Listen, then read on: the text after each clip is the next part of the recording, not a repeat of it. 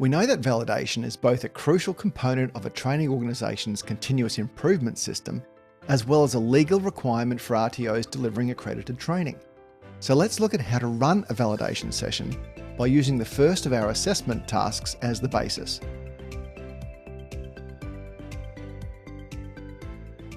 Step 1 is to organise a time and place for the session. It can be in person or virtual. 2 or more people need to be in attendance for a valid session. Step 2 is to disseminate all the documentation for the session. That means ensuring everyone attending has access to the documents you'll be using during the session. In this case, we're using these documents. Can you think of any other documents you may want to have access to during the validation? Have a look at page 296 of the textbook for some other ideas. We won't be using any other documents for this activity, but just be aware that some organisations may want you to include other documents depending on their own assessment policies and procedures. Step 3 is to assign roles for the validation session. This is usually done at the start or just prior to the session commencing. Roles can include the lead assessor or validator role. This is usually a qualified assessor who is familiar with the process of validation and whose role it will be to run the session effectively. Other roles can include trainers, subject experts, or other RTO personnel. The aim is to have sufficiently competent people involved in the process from both the vocational assessment perspective as well as the subject perspective. In our example, we're validating the TAE40122 Volunteer Skill Set assessment tool.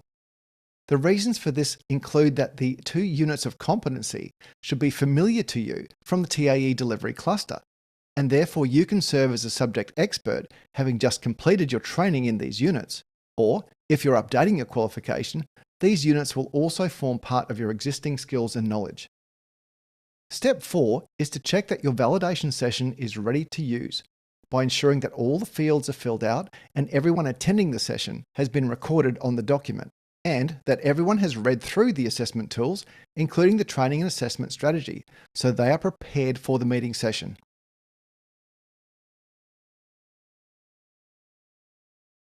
Step 5. We're now ready to work through the validation checklist as a team. There are a number of ways to do this, but one simple way is to have the lead assessor run through each of the checklist questions, while the rest of the participants review the assessment tool and provide feedback. Let's look at an example. The first question on the checklist asks, assessment task instructions and assessment conditions are clearly identified, followed by 4 specific criteria. Were the instructions clear? Instructions to the candidate assessor are obvious? Were the assessment conditions clearly identified? And are reasonable adjustment parameters included? So the team now looks through the assessment tool. In this case, we started with the candidate's workbook, as this is where the instructions to the candidate will be written. But you could just as easily start with the assessor guide, as many of the instructions at the start are exactly the same. And we're checking specifically for things like clarity, obviousness, assessment conditions, and reasonable adjustment parameters.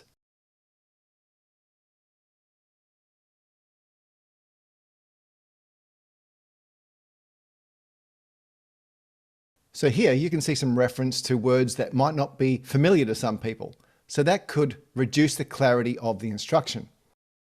The assessment conditions are written quite clearly, so are the reasonable adjustment parameters.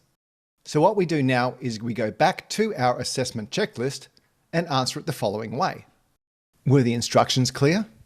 No. Were they obvious? Yes. Was it easy to identify the conditions?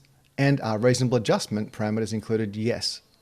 So overall, it's a no, and we can now make a recommendation, something along the lines of remove jargon on page 4.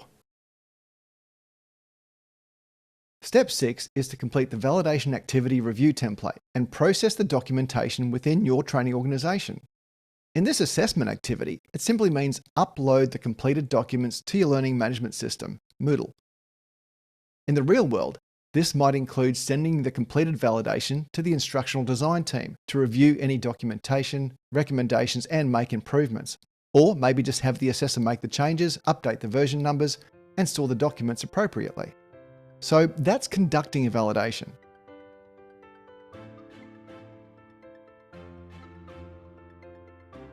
The same process applies whether you're validating an assessment prior to using it or after it's been used. The only difference is the documentation you'll be referring to.